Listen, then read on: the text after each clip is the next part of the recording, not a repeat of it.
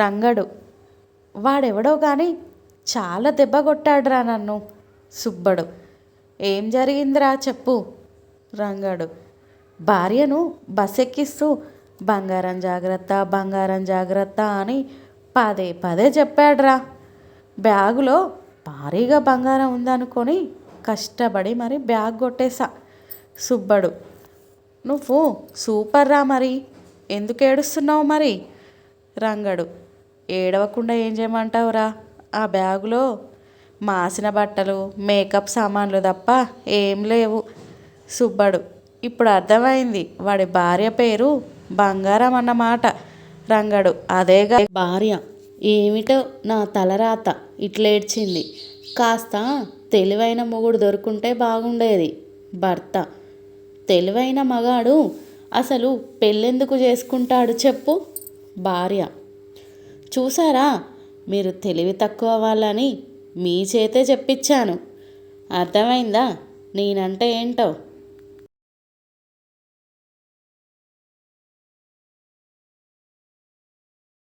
భర్త: ఎప్పుడు మా అమ్మని ఆడిపోసుకోవడమే కానీ ఒక్కసారైనా పొగిడావానే? భార్య: అలాగా, దానికేముందండి, ఇప్పుడు పొగుడతాను కదా మీకోసం.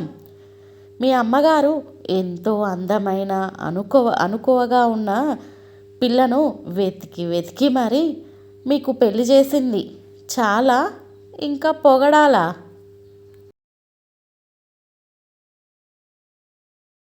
రాంబాబు: డాక్టర్ గారు, ఈ మధ్యన కాస్త పొట్టొచ్చింది. టీషర్ట్ వేసుకుంటే మరీ ఇబ్బందిగా కనిపిస్తుంది. కష్టపడకుండా త్వరగా తగ్గిపోయే మార్గం ఏమన్నా ఉంటే చెప్పండి సార్. డాక్టర్: ఆ మాత్రం దానికి ఫీల్ అవ్వడం ఎందుకయ్యా? ఎక్కువగా అమ్మాయిలు తిరిగే ప్రదేశంలో తిరగండి. ఆటోమేటిక్గా కనిపించకుండా మీరే చూసుకుంటారు. చూడు బ్రదర్, ఫోటో కోసం నవ్వే నవ్వు, అమ్మాయిలు కనిపించగానే వెనక్కిలాగే పొట్ట, రెండు ఒకటే. పనైపోగానే అసలు రూపం బయటపడుతుంది.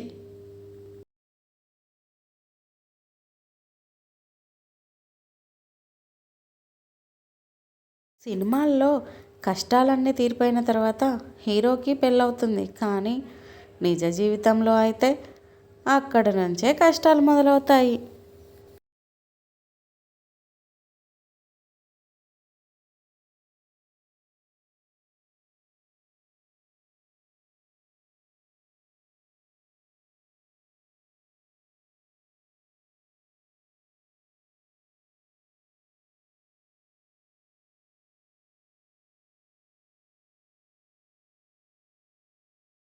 ఈ మధ్యలో ఒంట్లో బాగోవడం లేదని డాక్టర్ దగ్గరికి వెళ్తే కారు బైకు పక్కన పెట్టి సైకిల్ మీద ప్రయాణం చేయండి అని చెప్పారు. మీకు తెలిసిన ఎవరైనా సైకిల్ని బాగా నడిపే డ్రైవర్ ఉంటే నాకు చెప్పగలరు. జీతం నెలకు 500-600 అయినా పర్వాలేదు, ఇస్తాను.